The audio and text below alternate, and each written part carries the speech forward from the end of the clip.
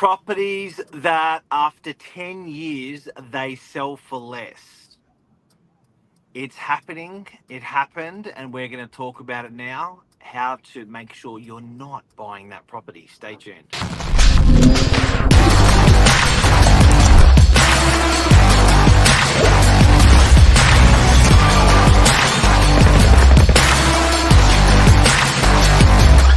I'm the ringleader, so listen up. Oh, Good morning. Oh, Billy, how are you? I'm the confused real estate agent this morning. I just don't know how this has happened in Sydney. How does that happen in Sydney? Now, listen, just before we get into how you can lose money in real estate, I just can't believe this topic, but it's true. We're going to show you some suburbs. But I just want to talk about you getting old.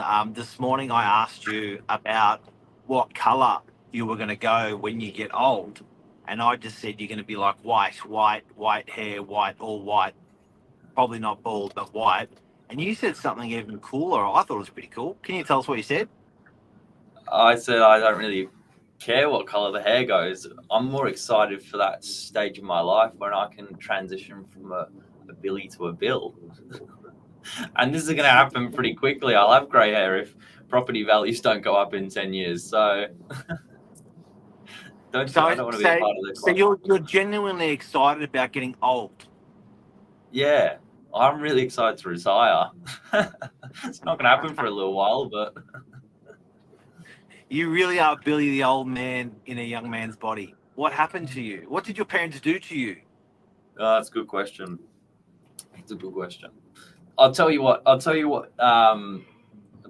how this is similar to property. I love the way they frame this up. They called this a 10-year price freeze.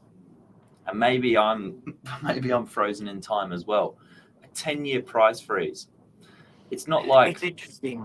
You know, you don't want to be this person, Billy. You don't want to be the person paying a 6% interest rate for 10 years on an investment property in particular and be in the same position you were 10 years later.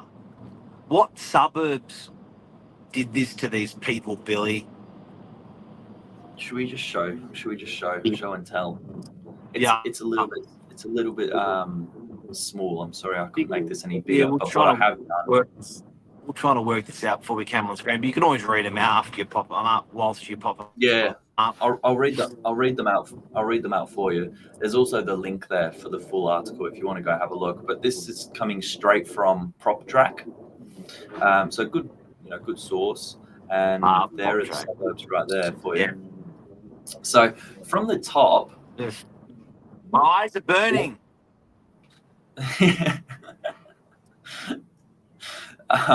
These are the suburbs where prices have fallen or frozen since 2014. Frozen in time, not gone anywhere. The ones in red are the ones, unfortunately, in a negative. And then the ones underneath that are the ones that have done minimal sort of growth.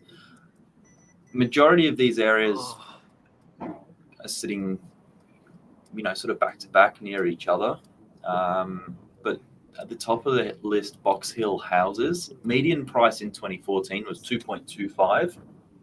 Median house price in 2024 is 1.24. Like, that's down 44%. Over $1 million.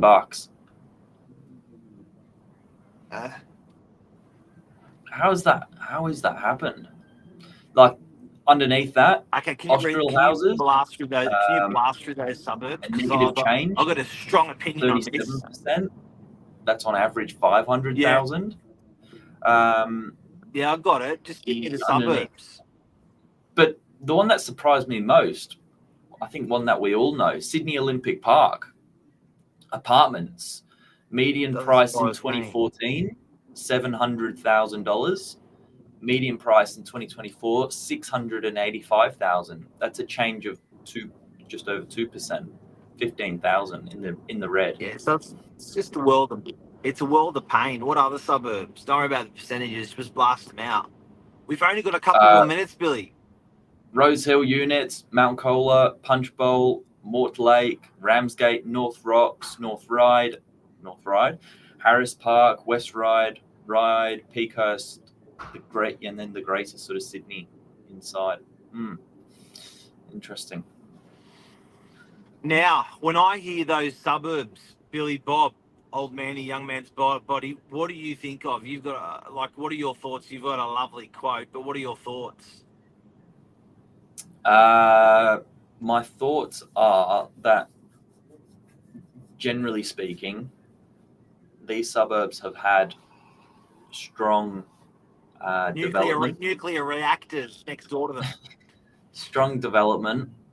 And I'll give you my little one line because I don't know how to say it any better. Supply is the enemy of capital growth. I'll say it one more time. Supply is the enemy of capital growth. And I really don't know how to put it any better than that. God, I can't believe you're such a harsh young man. There's two values to a property. One, on the back of, I completely support, and I think that's the number one, Bill. For anyone out there, that is the number one why these suburbs listed have not performed at all. Actually, they have not only not performed, but they've gone negative. So number one is exactly what you just said. And number two, and I love this saying, property has two values. One is the land, one is the structure. They're the two values. One value goes up all the time, no matter what. The other value goes down all the time, no matter what.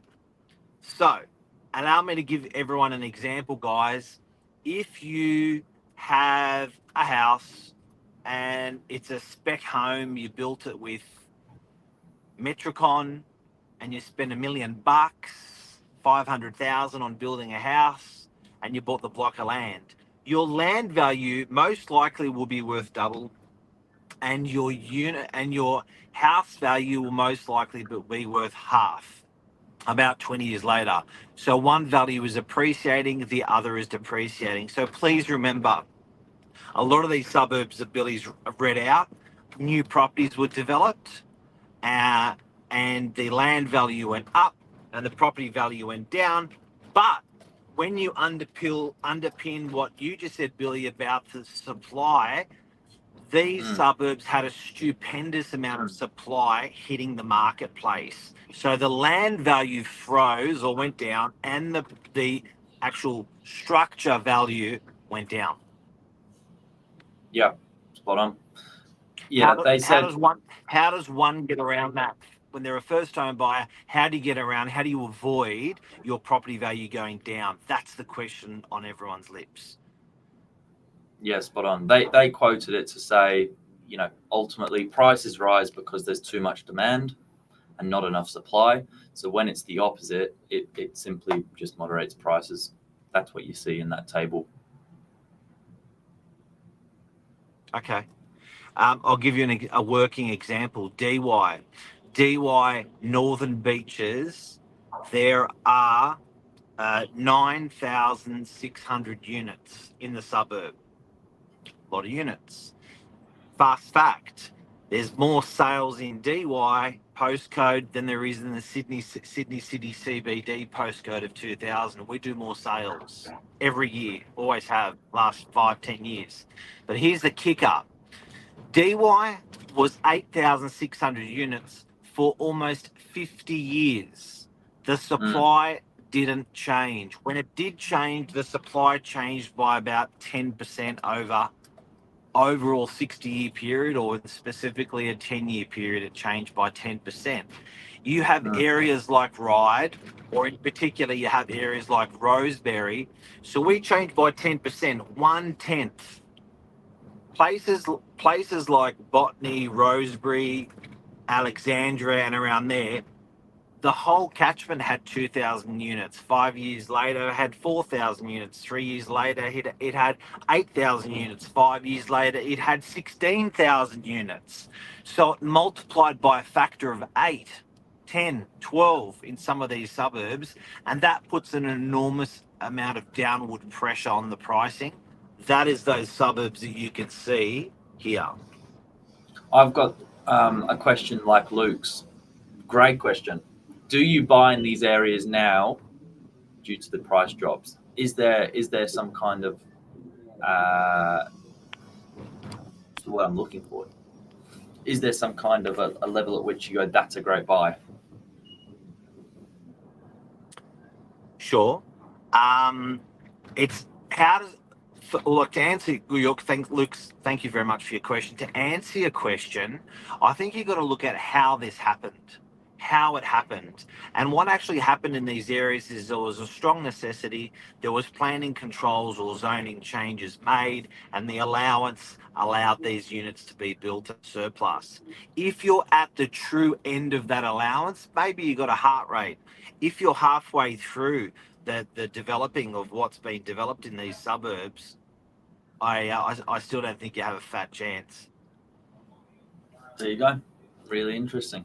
So, all in all, On the back of that, Billy, on the back of that, I think if you're looking in Sydney's one of the toughest on planning controls, obviously not in those suburbs, but on the back of that, Queensland, think about it. Melbourne, think about it. A lot of those guys have loosened their belt up on planning controls, and it puts pressure like this.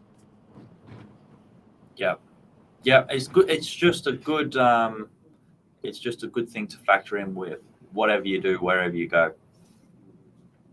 Not a good club to be a part of. Nah. And if you're a first home buyer buying in these places, 10 years later, it's worth less. Hard life. Hard life.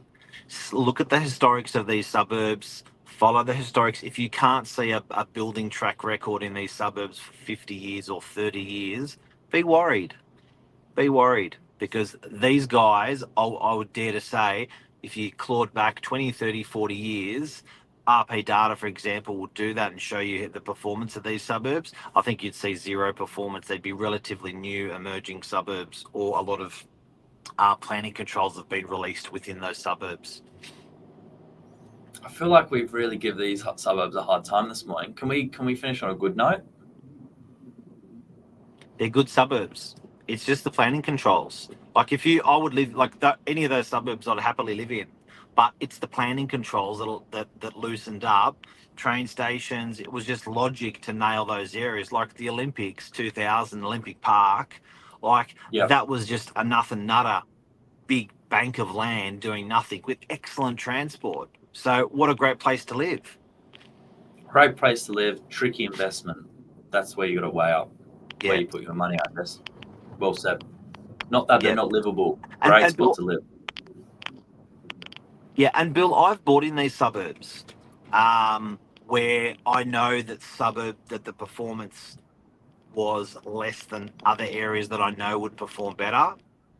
Yep. But I bought for family reasons or lifestyle reasons. So sometimes it actually just doesn't stack, and you just know that you're walking into a sandstorm with capital growth.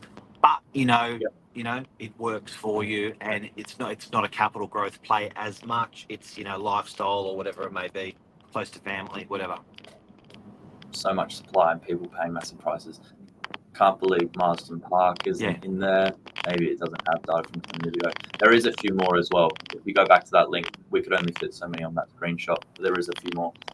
There you go. That's a good way to summarize it. Leaving on a good note. Happy Tuesday. Right, man. Two quotes. Yours? Go. Supply is the enemy of capital growth. And mine is, there's two values. One is the land, which is an appreciating value, and one is the actual structure, which is a depreciating value. There's two values to a property. Boom.